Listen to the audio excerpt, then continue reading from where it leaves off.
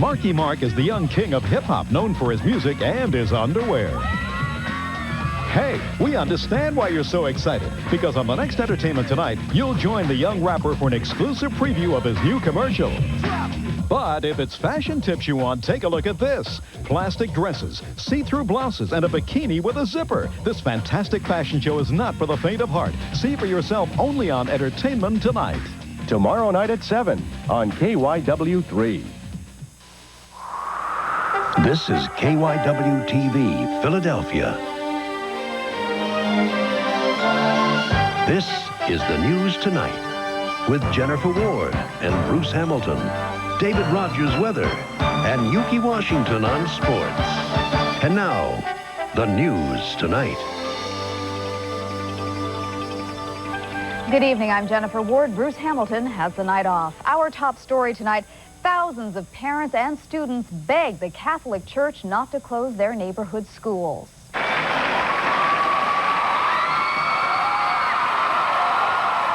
They packed into a Northeast Philadelphia meeting, taking their appeals directly to Cardinal Bevilacqua.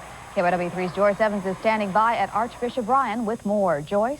Well, Jennifer, the last of those thousands of supporters of North Catholic and Little Flower just left here a few minutes ago, but many of them had lined up an hour and a half before the doors opened at 6 o'clock tonight, all trying to get in to tell Cardinal Bevilacqua that their schools should be saved. North Catholic struck up the band, playing the school song. Little Flower sold hundreds of T-shirts, $5 a pop. About 4,000 students, parents, teachers, and alumni filed into Archbishop Ryan High School. Cardinal Anthony Bevilacqua was the first to speak. I hoped that I would never be faced by the decisions that I now face. So I humbly ask you to pray for me so that I may make the right decisions. All who could not get into the auditorium watched on monitors in classrooms, while researchers outlined how they determined which schools should be closed. Little Flower, Northeast Catholic. Representatives of Little Flower explained the school now has above average enrollment and has been a positive influence in a rough North Philadelphia neighborhood. North Catholic pointed out its positive points too and asked for at least 5 years to prove it can do better. Then the Archdiocese took questions from the audience. I ask you, please let there be a 1997 to go on to tradition of Little Flower. We ask you, please don't close our school. They're the only two schools that serve such a large portion of the city. You know, I can't see them closing. I feel I'm right about now, I cannot afford to be a Catholic any longer. Now, this was the first of 6 public hearings to be held. The Cardinal promised he will be at all of them. And Jennifer, the next public hearing will be held tomorrow night at 7 o'clock at Holy Cross Church in Springfield, Delaware County. Jennifer, the Cardinal says he will decide on the school closings in early December, so we'll keep you posted. All right, Joyce, thank you. A New Jersey man is under arrest after police find what they call a sex for drugs operation involving teenage boys.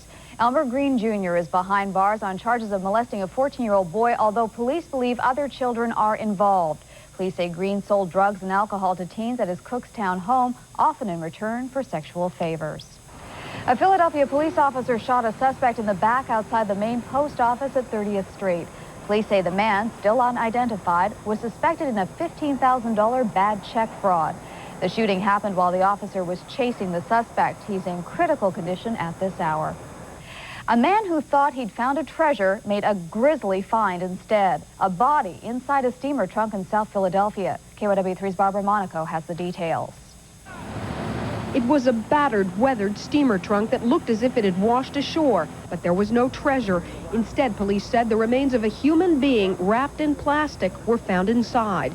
As curious bystanders looked on, police pulled the trunk up the banks of the Delaware near what used to be Pier 34. People who work in the area had noticed the trunk here on the Delaware at least a day before, but it was an employee at Eli's who came to investigate. He hoped that something valuable was inside. Mitch Denowitz works at Eli's restaurant nearby with the man who made the gruesome discovery. Took a little stick and just was able to lift it a little bit, saw the bottom part of the body and didn't open it up any further. He said he was just curious to find out what was in the box, and he actually saw a leg and pants and knew right then and there was a problem. A big problem for police who used a tow truck to lift the trunk. We're currently investigating. They will remove it and it'll be taken to the medical examiners.